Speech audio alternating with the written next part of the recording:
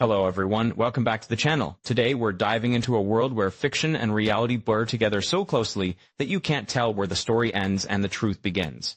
Urban legends are supposed to be fake. Campfire tales, late-night warnings, jokes teenagers whisper to scare each other, or exaggerated stories told by someone's cousin's friend's uncle. But every once in a while, one of these stories turns out to be rooted in something very real, and that tiny crack in the wall between myth and truth, that's where things get scary. Because when a made-up monster becomes a real person, or a local ghost story turns out to have historical documents behind it, or a rumor that kids joked about for decades suddenly shows up in a police file, it forces us to ask the question, how many other legends are actually memories twisted by time? How many warnings were ignored because people assumed they were made-up tales? And how many stories do we laugh at today that might be headlines tomorrow? So today, get comfortable, but not too comfortable, as we explore real urban legends that turned out not to be legends at all. Let's start on Staten Island, where children once whispered about a man named Cropsey, the boogeyman of the community. Parents used the story to scare kids into staying close to home. Cropsey supposedly lurked in abandoned buildings and dragged children away in the night. He was described as a shadowy figure with a hook for a hand, a deformed escapee from a forgotten asylum.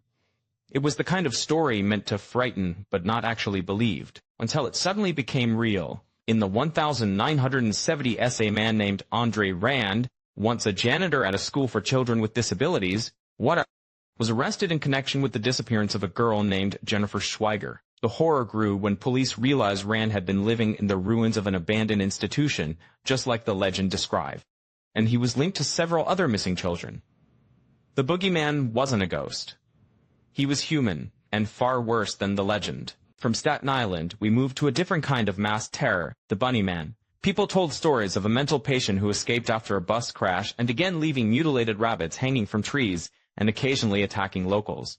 The details sounded ridiculous. An axe-wielding man in a bunny costume? It felt like something out of a Halloween special. But in 1970, a couple driving home late at night reported a man in a rabbit suit throwing an axe through their car window. 2 weeks later, another man claimed he saw someone in a bunny outfit chopping wood with an axe before running into the woods. Police searched, but the bunny man disappeared before anyone could catch him. Maybe he was a prankster. Maybe he was dangerous, but he was real. Speaking of real, let's talk about a legend that has shown up in horror movies, ghost stories, and practically every travel guide about places to avoid. It's the infamous tale of the hotel bed with a corpse hidden underneath. For decades, it was just a creepy story guests whispered to each other, but multiple real cases have proven this exact scenario has happened. One of the most shocking occurred in Tennessee, when guests spent days sleeping above the decomposing body of a missing woman named Sunny Millbrook. The smell was dismissed as cleaning chemicals until staff finally checked beneath the bed and found her. The legend didn't create reality. Reality created the legend. But not all urban legends involve violence. Some involve patience and silence. Deep in the Maine wilderness, at a beautiful site known as North Pond, campers and hikers complained for decades that food and supplies kept disappearing. Some claimed flashlights vanished from tents of batteries, propane tanks, clothing. People joked about a mysterious forest spirit or a ghostly thief. The truth turned out even more bizarre.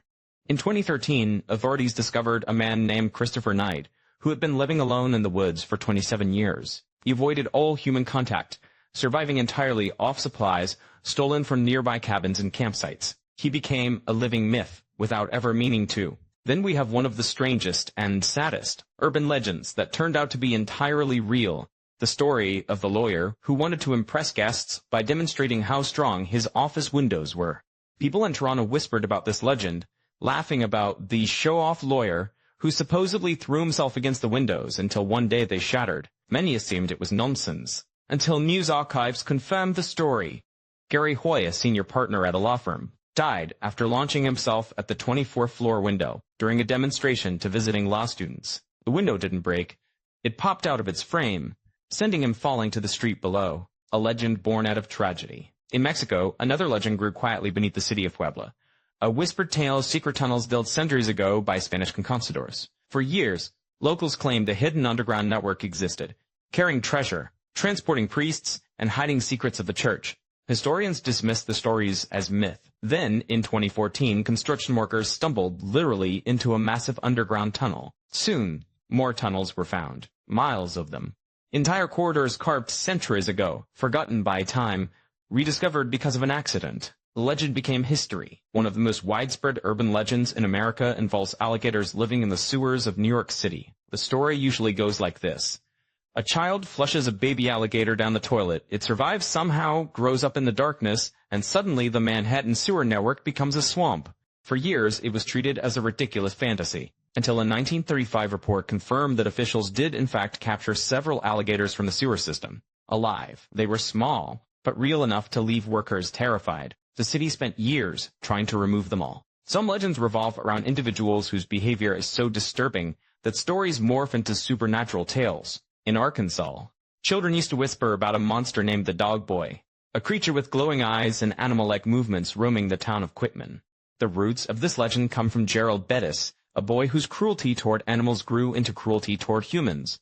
He kept his mother trapped in the house, tortured stray animals, and was widely feared by neighbors.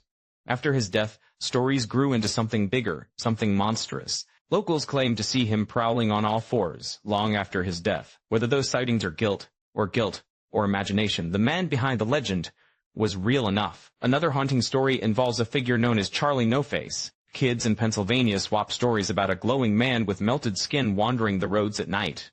The truth was more heartbreaking than horrifying. Raymond Robinson, severely disfigured in a childhood electrical accident, walked the roads at night to avoid upsetting strangers.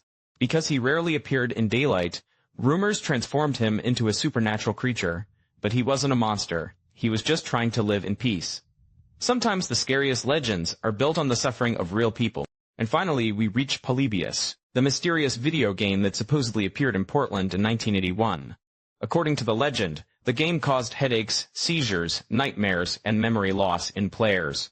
Men in black suits allegedly serviced the machine, copying data for unknown experiments. For years, people argued about whether this was real or just read a creepypasta. But the part that is true is equally strange. A boy did fall ill during an arcade marathon in that same year, and federal agents did confiscate arcade machines across Portland days later, though officially it was for a gambling investigation. The coincidence was enough to fuse truth and myth into one of the most famous gaming legends ever. Every one of these stories proves something important. Urban legends don't appear out of nowhere. They grow from fear, memory, misunderstanding, or sometimes very real events. Strip away the exaggerations and there's almost always a core of truth hiding inside. And maybe that's why these stories survive. Maybe that's why they scare us. Because part of us knows they might be more real than we want to believe. If you enjoyed exploring these chilling legends that turned out to be real, be sure to subscribe. We've got plenty more dark stories, strange histories, and eerie truths coming your way. Thanks for watching. And remember, every legend starts somewhere.